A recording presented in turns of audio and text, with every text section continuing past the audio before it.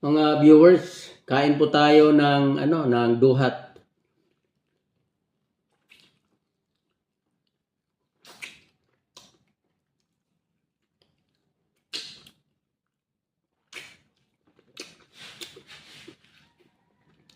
Ang duhat mo magandang pang-control sa diabetes. Meron po ito anti-inflammatory. Nakakatulong din po ito sa digestions natin. Nakakatulong din po ito sa ating brain health para gumanda po yung functions ng ating pag-iisip. At mataas din po ang vitamin C content ng prutas na ito.